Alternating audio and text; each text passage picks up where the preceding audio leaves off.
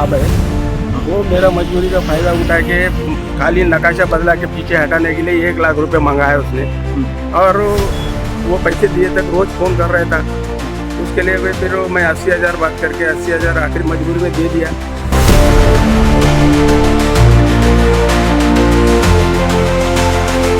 लालच बुरी बला है, पर इससे मन न भरने वाले लालची किस्म के भ्रष्टाचारी व्यक्तिमत्व मानो अजगर जैसे पूरी तरह निगलने में कोई कसरत नहीं छोड़ते। हम बात कर रहे राज्य आबकारी विभाग के चंद्रपुर जिले के दफ्तर की, जहां भ्रष्टाचारों से लेस कुछ अधिकारियों ने प्राइवेट गुर्गों के सहायता से भ्रष्टाचार को अंजाम देना शुरू कर दिया है। नकाशा चेंज होतो 10 रुपयात चालू 1 लाख रुपयाची डिमांड केली कांबळे साहेबांनी आहे ना, ते नकाशा चेंज करायसाठी आणि एका सिग्नेचरचे त्यांनी 80,000 रुपये मागितले आणि वारंवार फोन करायचा तुमच्या मार्फत आहे ना, ते 80,000 तुम्हाला दिले त्यांनी कांबळे साहेबाच्या सांगण्यावरती। तुमचा काय रोल आला बा कांबळेंसोबत? आणि वसुलीचे दर महिन्याचे पैसे पण तुम्हीच नेता म्हणता त्याच्याकडून? म्हणजे माझ्याकडे देतात तयारी देतात ना? देतात, पण साहेबाला द्यायचं म्हणून देतात। कोणत्या साहेबाला? कांबळे साहेबाला। तुम्ही त्यांची वसुली करता का?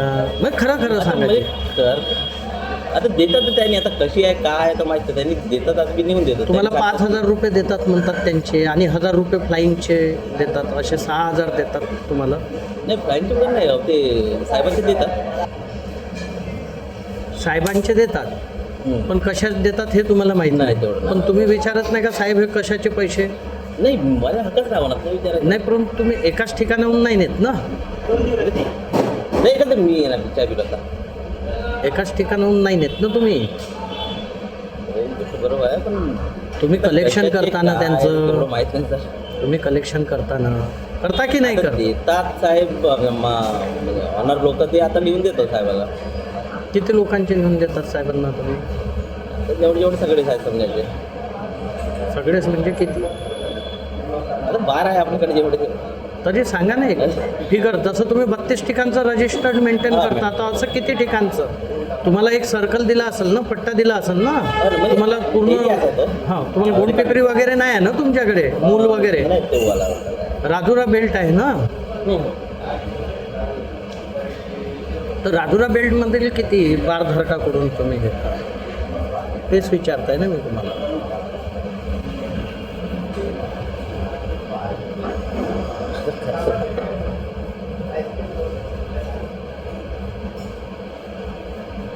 साहेब लोक सांगतात सर, आता काय करणार, आता रेकॉर्ड असल्यामुळे चाला लागते, तर काम पाहा लागते आपल्याला। किती दिवसापासून करत आहे तुम्ही त्यांच्यासाठी हे काम?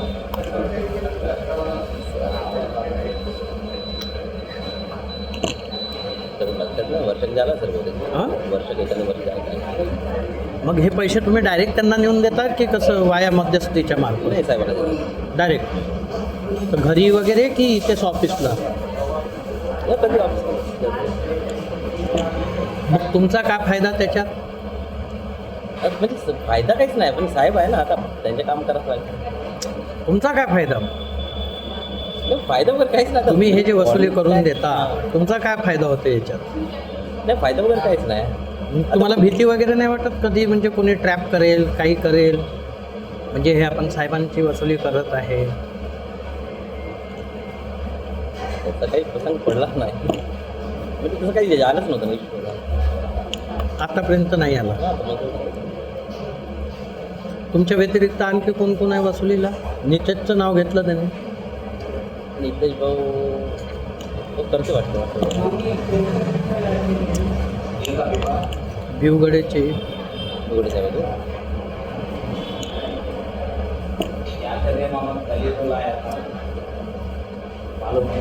तो कांबळे साहेबांना तुमच्याकडे राजुरा बेल्टची जबाबदारी दिली, ही वसुली मला तुम्ही करून आणा।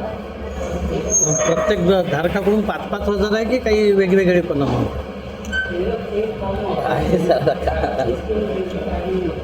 सांगा ना?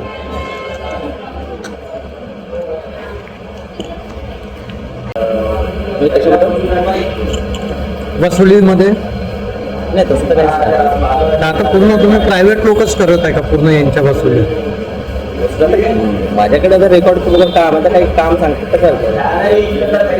नाही म्हणजे वसुल्यात तुम्हीच करत आहे ना, असं ते करत नाही. मग हे 80,000 रुपये तर तुम्ही त्यांना पोहोचवून दिले का डायरेक्ट? नाही ना. तुम्हाला काहीच नाही भेटलं का त्याच्यात? नाही नाही मला दिले साहेबाला द्या म्हणून मी नेऊन दिले. आता काय मॅटर तेवढं काही माहिती नाही. आता साहेब म्हटल्यानंतर काम आपण त्याच्या हातच्या आपण काम करतो. देशी भट्टीचे तुमच्याकडेच आहे. CL3चे पण वसुली करता ना तुम्ही राजूऱ्याचे? आता साहेबांनी सांगितलं तर करायचं काय. हो तर सांगा ना किती कलेक्शन करता? एका देशी भट्टीकडून 10,000 रुपये घेता की 15?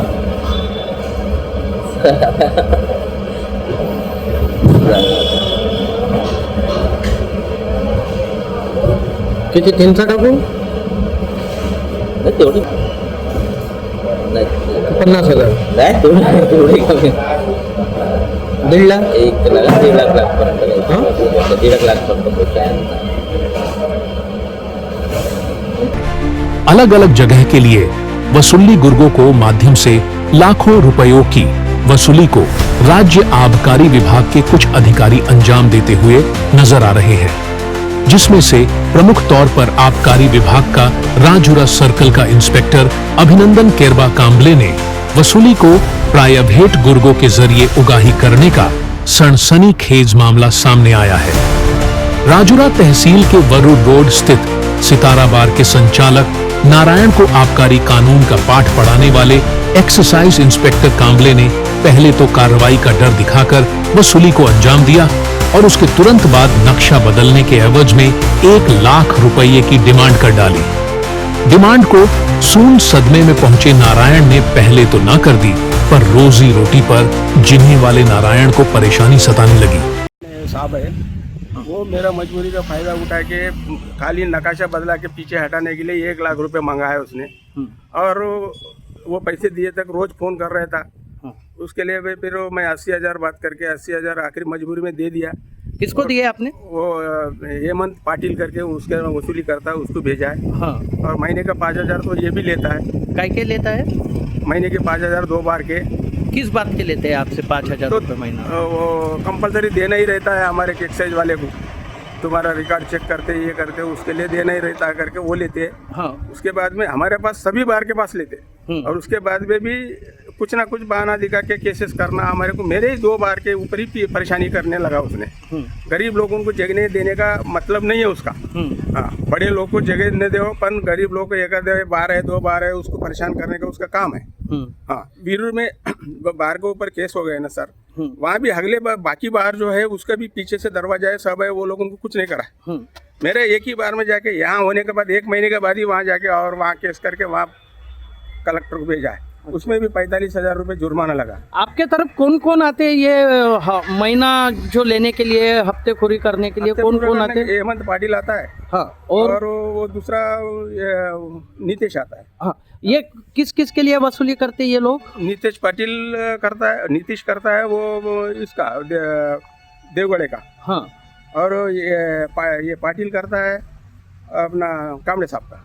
अच्छा, और इसके अलावा फ्लाइंग के लिए जो पैसे देते हो किसके पास देते हैं वो आप? भी पाटिल ही लेता है। कौन अधिकारी हो फ्लाइंग का जो जिसके नाम से पैसे देते हैं आप? वो वाघ कुछ तो नाम है हमारे इधर का। हाँ हाँ उसको हाँ। तो ये आपको पैसे देते समय आपको ऐसा नहीं लगता क्या कि आप ये भ्रष्टाचार को बढ़ावा दे रहे हैं? लगता सब क्या करेंगे। अभी देखो महीना लाइसेंस फीस 70-80 हज़ार है और ये लोग उनको साल का पकड़े तो 1,30,000 रुपये जा रहे हैं। भ्रष्टाचार क्यों नहीं लगता सर? और क्या हम क्या नंबर 2 का माल बेचते क्या, क्या डुप्लीकेट माल बेचते क्या? सब तो गवर्नमेंट का माल बेचते, 10% टैक्स भरते, सब भरते। हाँ। उसके बाद भी ये लोग तुम्हारा रिकॉर्ड बराबर नहीं रहता, ये नहीं रहता करके इसका ये पलना चालू है। अगर नहीं दिए तो ये केसेस करते। अच्छा, कौन थे इसमें फंसा के केसेस करते। तो ये जो कामड़े ऑफिसर से ये आपके पास से अभी तक कितने पैसे हटाए? आया जब से हर महीने ले रहे हैं ना सर 5-5 हज़ार रुपये। यहाँ का 5, वीरू का 5, 2 बार के 5-10 हज़ार रुपये चालू है। क्या डिमांड है आपकी? क्या होना चाहिए ऐसे अधिकारियों के साथ? ये जो गवर्नमेंट को फीस करके हम ओरिजिनल काम कर रहे हैं, ओरिजिनल सब कर रहे हैं, उसके बाद भी धंधा चलना कम 10% टैक्स है, उसके बाद जीएसटी है, उसके बाद भी ये लोग उनको रिश्वत देना बोले तो हमारे से नहीं हो रहा है। और ये बार बार कौन इसमें रिश्वत नहीं दे रहे तो फंसा के केसेस करके कलेक्टर की तरफ भेज के 50,000 60,000 और नहीं तो 8 दिन बंद 10 दिन बंद ये करवा रहे हैं। अच्छा,